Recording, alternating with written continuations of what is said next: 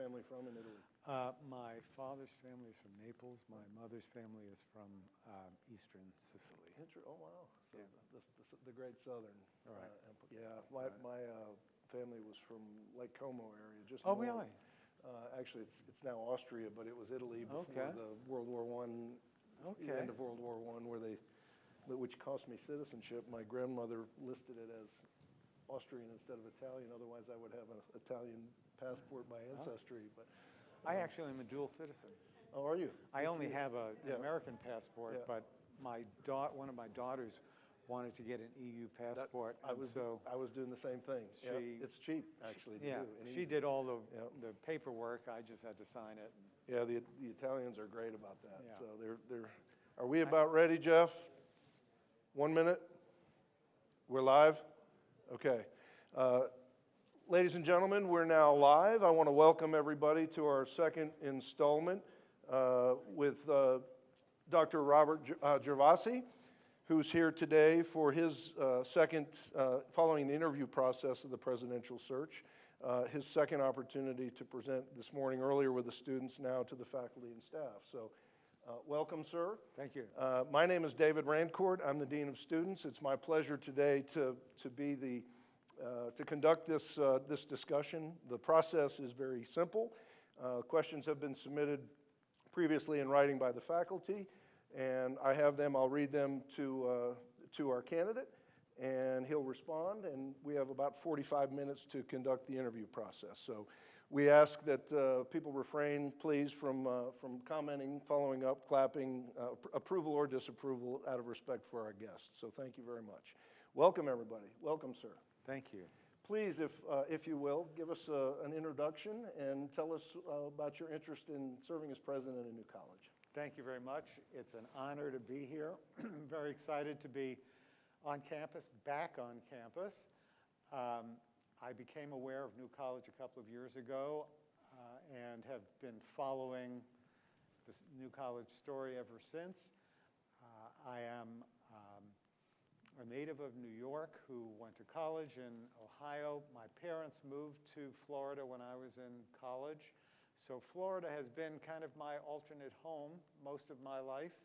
They lived in Pasco County, so I spent a lot of time through the years in Pasco and Pinellas counties, especially the beaches and the sponge docks at Darpin Springs. Great memories. New College's history and mission as a premier liberal arts institution really has captivated me then and continues to, despite all the controversy. And I have to say that the additional kind of emphasis now on classical liberal arts education also is of interest to me, because the study of Greek and Roman civilization, which is what classics traditionally has meant, has been a core part of my life, most of my life. I first studied the Greek language when I was 15, and I first studied Latin when I was 14. I was in a classics honors program in high school. I then went to a classics honors program in college, and it was an interdisciplinary field, and is an interdisciplinary field, that allowed in unlimited curiosity, as far as I'm concerned. And curiosity as a core value at New College makes a lot of sense to try to inject in a little bit more explicit way the classical tradition. So I'm interested in being helping to be a catalyst to do that in a way that benefits everyone. My initial intent was to become a classics professor, but over time, of course, the study of classics declined at many institutions, and I decided to strengthen my credentials as a potential administrator. So I decided to get an MBA for that purpose, and went to the Wharton School to do so, because Wharton explicitly welcomes students with liberal arts backgrounds. Not expecting, of course, that I would become a dean or a president just because I had an MBA, I decided to get business experience and worked for a number of years in consumer products marketing for companies like Bristol-Myers and Procter & Gamble, while teaching as an adjunct at my alma mater, Xavier, in Cincinnati. I taught classics, marketing, whatever they needed, Latin, Greek, and it was a lot of fun. Eventually, I was able to transition back from the world of business to higher ed, first part-time as a consortium director in Southern Ohio, reporting to a board of 13 college presidents, and then full-time as Dean of Academic and Student Affairs at a small liberal arts college in southwestern Ohio. So what I bring to New College is experience not only in the business world, not only as a classicist, but also as a faculty member who has also served in higher ed administration, 12 years as a dean and 14 years as a president, in addition to a couple of years as president of a study abroad organization, because international education also is a passion of mine. So all those things together, I think, and my experience with smaller schools that prize personal attention are really what attracted me to New College and what I think makes me the best candidate. Thank you, Dr. Gervasi. First question from the faculty. As president, what do you see your role in shared governance in cases where the faculty and the board of trustees are at odds? Yeah. Why am I not surprised by that question?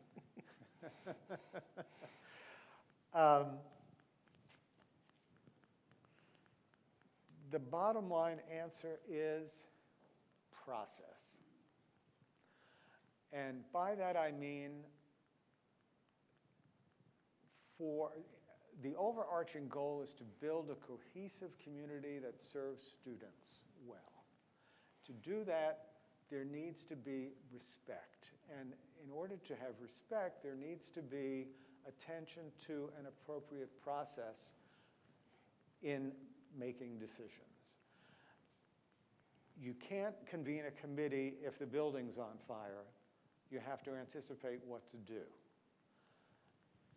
Yet, whenever possible, if there is going to be a decision taken that affects people, those who will be affected should be involved in the conversation before the decision is taken. At the same time, conversations preceding decisions cannot be interminable.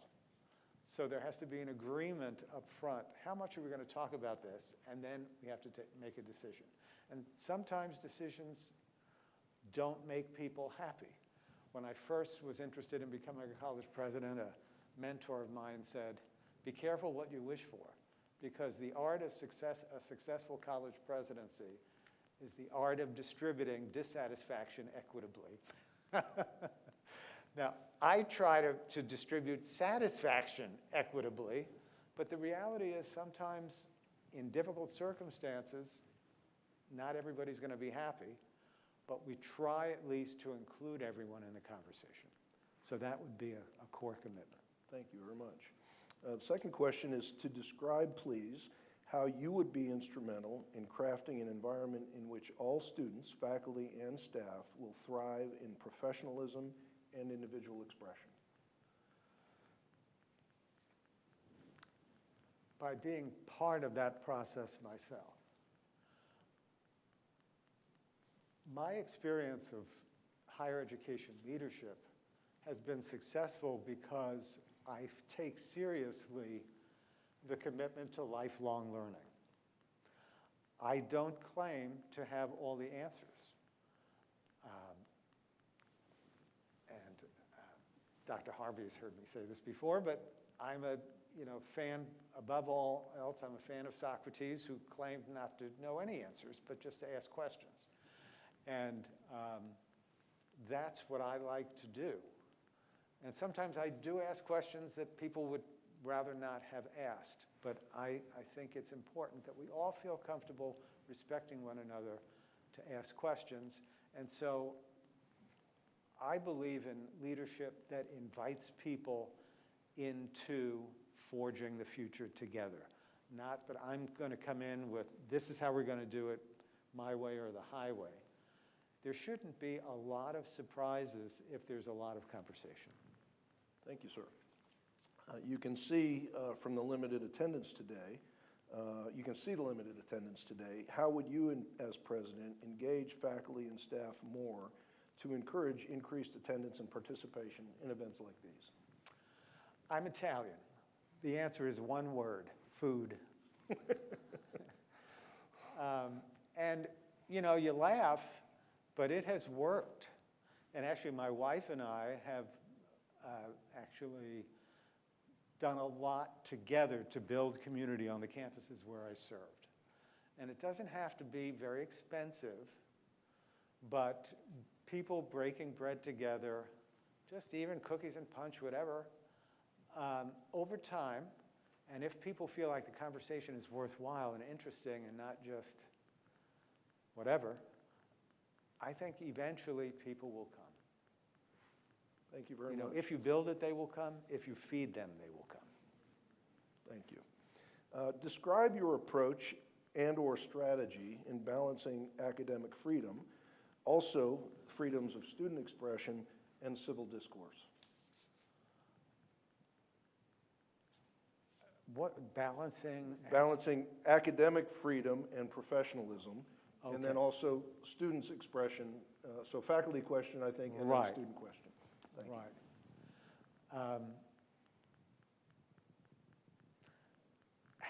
What I hear you, the way I interpret the question is, we want people to say what they think, but we want them to do it in a respectful way. And I think that's what higher education has always tried to encourage. Part of it is to help, frankly, educate all of us that being disrespectful is actually counterproductive to your own goal. People don't persuade by disrespecting others. You persuade by entering their space, asking respectful questions, and then having a dialogue and conversation. That is much less attention-getting than throwing firebombs into the middle of a room. And so I have, ever since, for a long time, I have tried to encourage people to avoid the rhetoric of combat. Because over time, language, I'm a language person. Language has power. And over time, rhetoric becomes reality. And I think in our country, if I can digress for a moment, it's not really a digression, the worrying rise in political violence has to have been influenced by the rise in violent discourse. And I think it's the role of universities and colleges, particularly a liberal arts college like New College, to encourage people to embrace the rhetoric of conversation rather than the rhetoric of combat. Even though it's not as glamorous, but it's much more effective. Thank you. And maybe touch a little more upon, out of respect for our faculty who asked the question, the academic freedom side of it with regard to in the classroom and otherwise. Yeah, again, this has been a subject that I have dealt with for decades. I frankly think that we should never be afraid of ideas.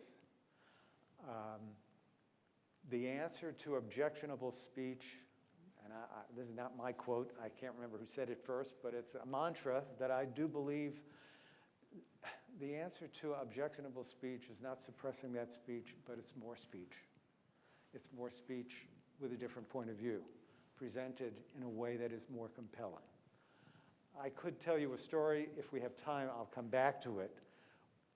Within the first year of my first presidency, I had a free speech issue with students.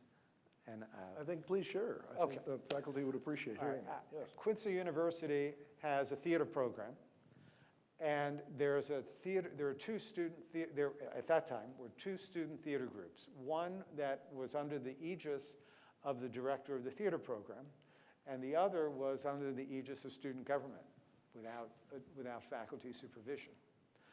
And the college has a main theater, black box, but 150, but it's the main theater for the small college. And then it also had some staging in a number of the residence halls where students would sometimes do performances and skits. Well, the student group wanted to perform this play that, I can't remember the name of the play. It wasn't a very good play, but the premise of the play was that marital infidelity, cheating on your spouse, is a good thing, and people who don't do it are total nerds. That was kind of the premise. And I said, and they wanted to produce, they went to the director of the theater program, and the director said, we're not going to produce that here. You know. And so they came to me and said, Dr. G, everybody called me Dr. G, you are a big fan of free speech.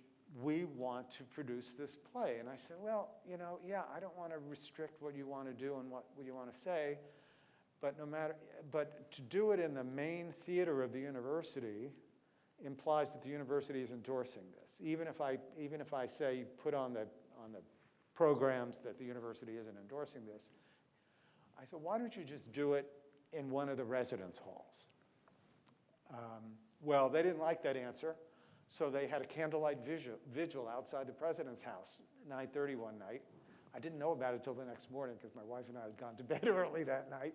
And I said, why didn't you tell me you were coming? I would have invited you in for hot chocolate. We could have talked about it.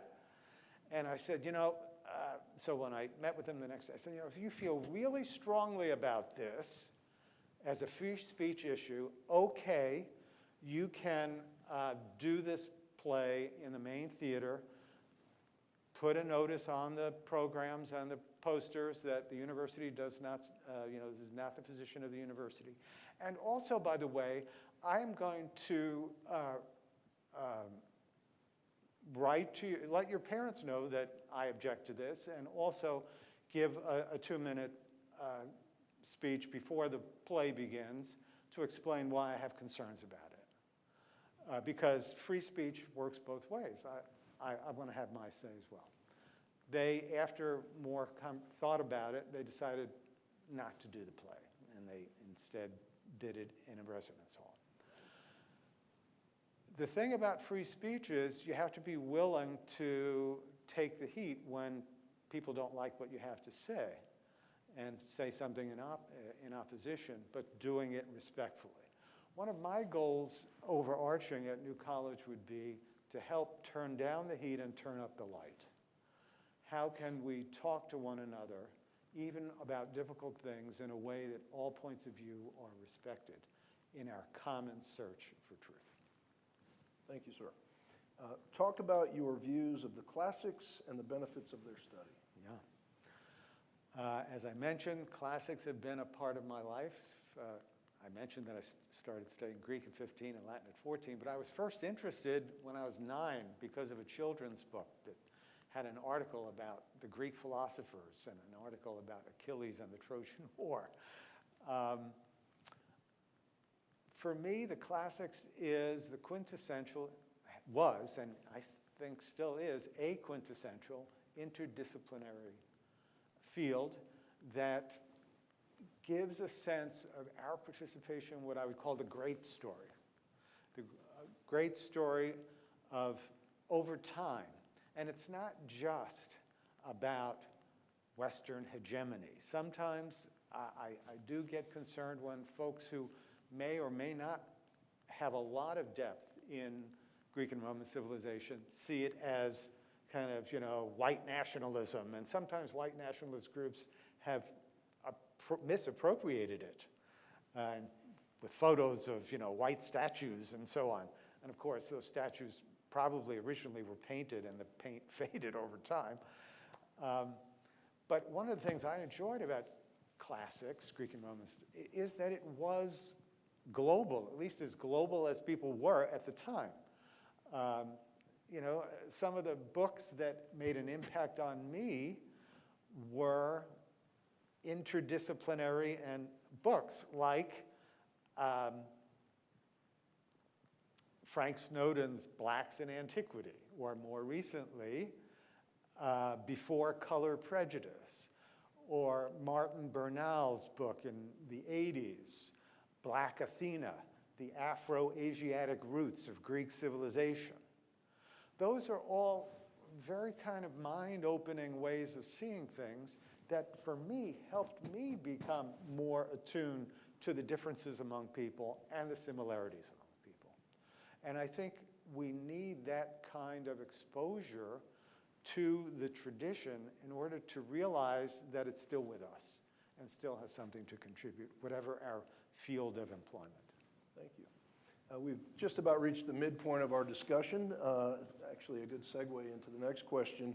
What are your views on international students and international education? International education is, you can't overestimate the importance of international education.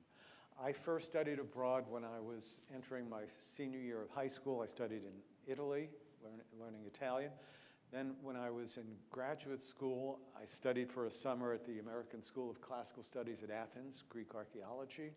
And then I spent a year at Cambridge University working on my doctoral dissertation on Thucydides when I was at Ohio State University. And I also, from my very first time going to Italy as a high school student, I was hooked on international travel. I'm a first generation college student. I had never been anywhere except New York, New Jersey, and Florida until I got on that plane to go to Rome. And I was totally hooked, and I decided from that time on, fancy clothes and fancy cars didn't matter to me. I was going to save my money to travel. And that has been a passion. And I will tell you that liberal arts education is edging out that passion, because otherwise I'd spend my life just traveling like Steve, the travel guy. And so for students to do that is mind expanding, world expanding. We should find ways both to send students abroad and to bring foreign students to New College. And the couple of years I spent as president of the Institute for Study Abroad gave me an in-depth understanding of the field of international education, as well as contacts in international education who have helped me in my previous presidencies develop programs to bring international students to the campuses. I'll give you one example. At Ohio Dominican. It was a combination of good fortune and initiative. You know, I taught as a Fulbright scholar in Zimbabwe, taught classics and philosophy. And when I was at Ohio Dominican as president, the registrar was from Zimbabwe. So we kind of did some training for her, sent her to Zimbabwe to recruit students. And she was able to say, not only am I from Zimbabwe as registrar, but our president taught as a Fulbright scholar in Zimbabwe. We got 9 students from Zimbabwe the next fall. By coincidence, the parent of one of those students visited campus.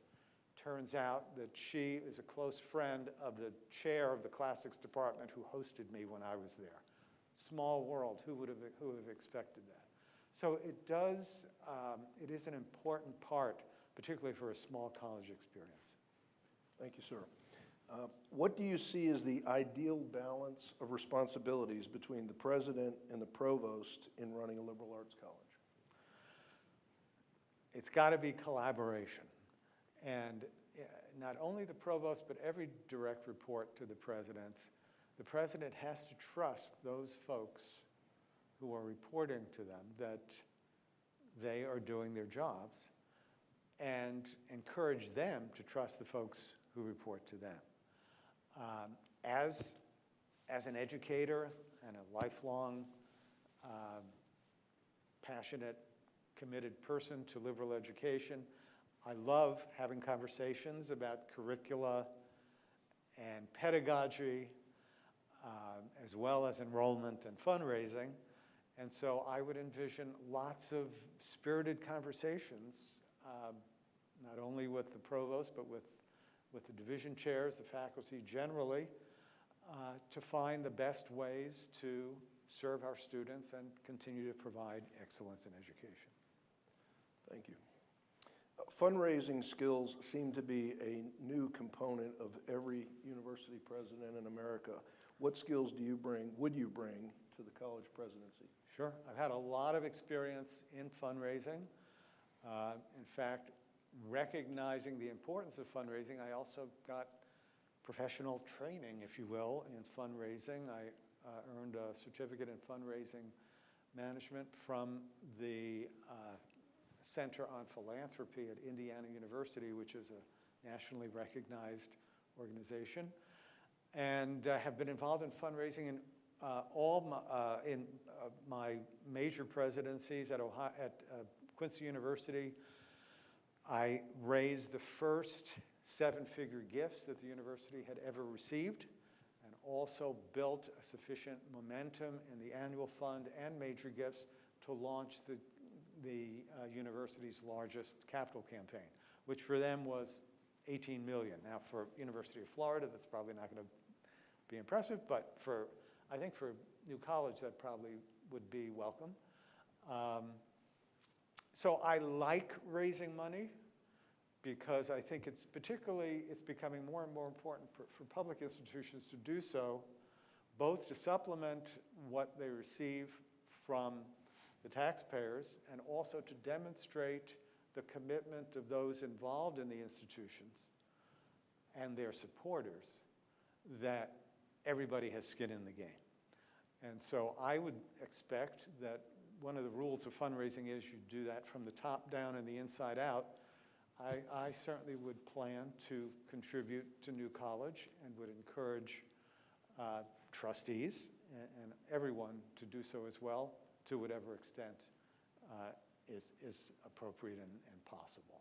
And hopefully that will build momentum for continued support. Thank you. What are your views on intercollegiate athletics, and how would you work to integrate, if you support them, how would you work to integrate student athletes into our campus? Sure. I do support intercollegiate athletics. I have been involved in intercollegiate athletics throughout my administrative higher ed leadership career. So I'm familiar with NAIA, Sun Conference. I've also been involved with NCAA Division II and NCAA Division III. Intercollegiate athletics are important can be important in building school spirit. At the same time, there's a risk. And the two major risks, I said this to the student forum as well, the two major risks are, one, it's expensive. There's no question about the fact that it's expensive. My understanding is that all or most of the student athletes who came to New College, my understanding is that I haven't seen the actual numbers, but most of them came on full or almost full scholarships. So it's not uncommon then for non-student athletes to feel that they are subsidizing the student athletes. That can create a sense of discord or separation, along with the natural separation that comes from different interests.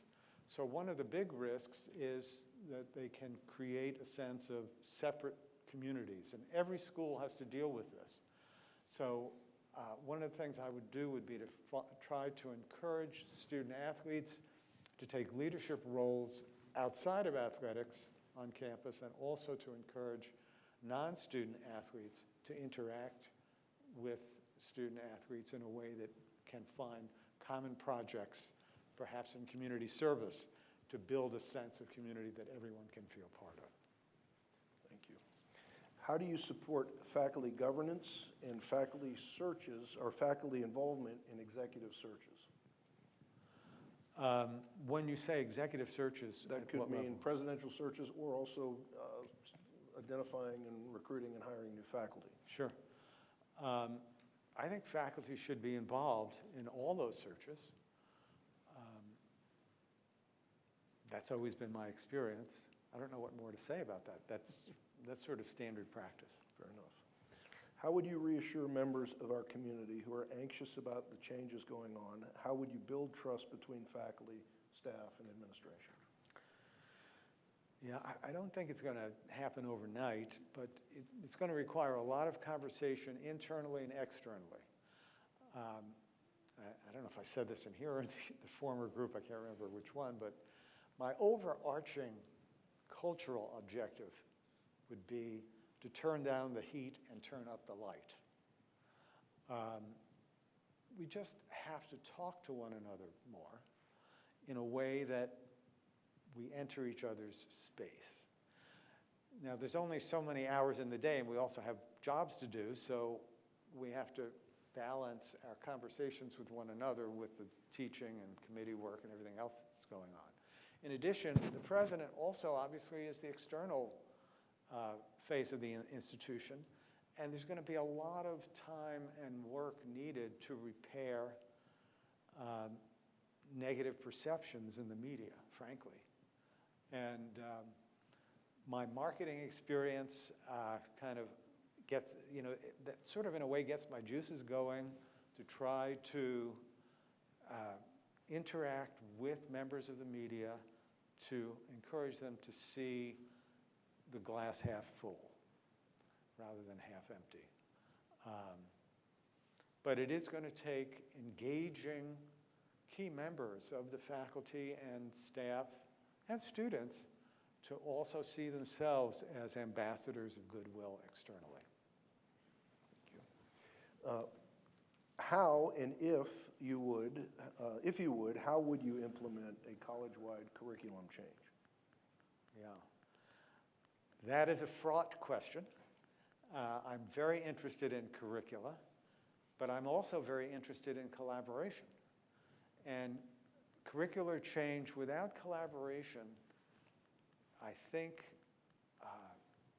may be counterproductive. And I'm not saying that's what's been happening. I can only know what I read on the website and what I read in the media, and it's tough to know. I'm looking forward to getting to know folks individually.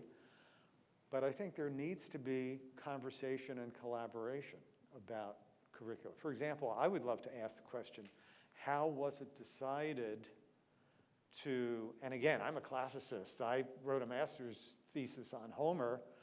How was it decided to choose the Odyssey as the book that everybody's going to read when we live in an age of tweets that are considerably shorter than 400 pages? I'm just curious how that's going to work. I don't necessarily want you to answer, but those are the kinds of questions I would ask before kind of deciding.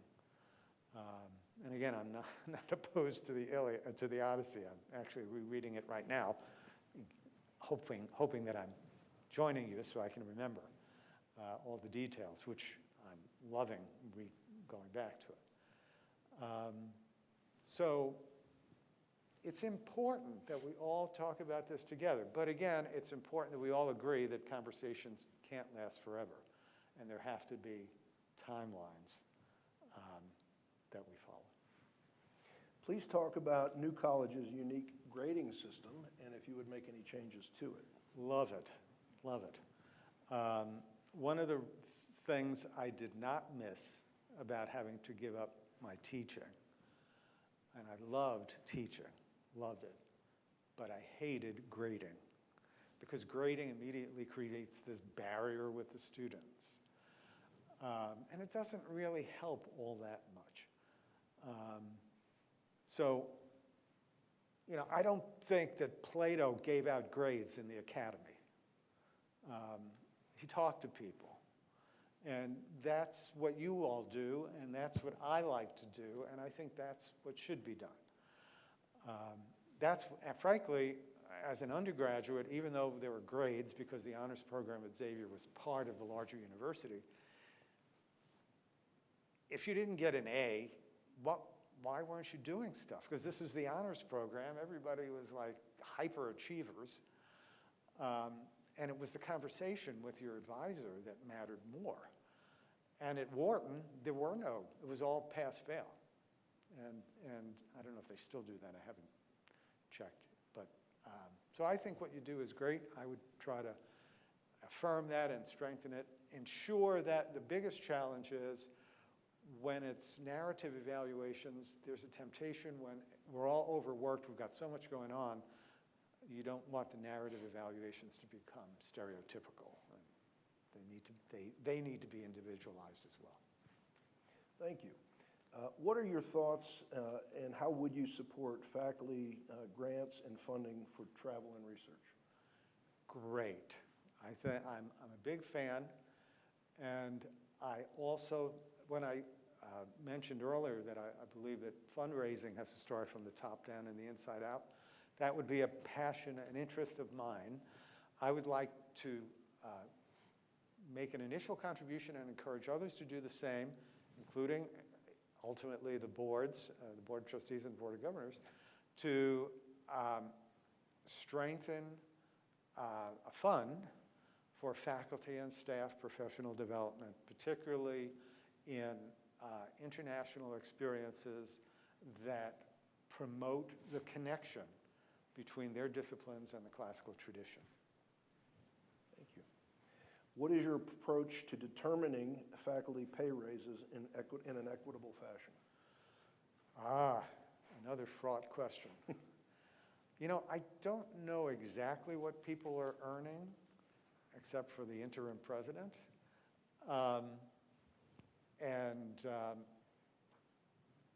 Let me say that I think what we pay faculty and staff needs to be as, if not more important than that. So it's important. The faculty and the staff provide the product to our students. And I try to keep that in mind. And I will say that sometimes you can't do what you wanted to do. I did have a challenge. At Quincy, there was a shortfall. Planned races didn't go through one year. That was a challenge. But generally, I really try to take care of faculty and staff because they are the one. If faculty and staff are not happy, eventually students won't be happy. And it's really important that students be happy. Thank you. If you had the power to change one thing in higher education, what would it be and how would you implement it? What I said earlier, replace the rhetoric of combat with the rhetoric of conversation, and try to make conversation as sexy as combat. I think I would require everyone to see a 1950s film that I just saw on a plane, Henry Fonda's wonderful 12 Angry Men. That film and another one called My Dinner with Andre are two films that make conversation compelling. We need to learn how to make conversation compelling so that we can actually have content. I've seen a number of folks just say, I'm going to fight. I'm going to fight for this, and I'm going to fight for that. Well, I'm a very competitive guy. The Greeks invented athletics in the Western tradition, and I'm all for competitive sport. But to talk about combat and lethal combat as an analogy for success needs to change. How would I make that change? Encouraging like-minded people who can make conversation compelling. Thank you, sir. How would you, as president, market the college in a competitive way relative to our peers, not inside the state of Florida, but relative to the NESCACs and Ivies?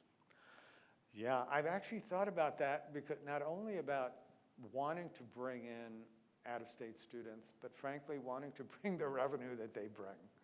I think the Board of Trustees and the Board of Governors would be happy to know that we're trying our best to maximize revenue as best we can, as well as bringing additional points of view, different backgrounds, different perspectives, helping them get to know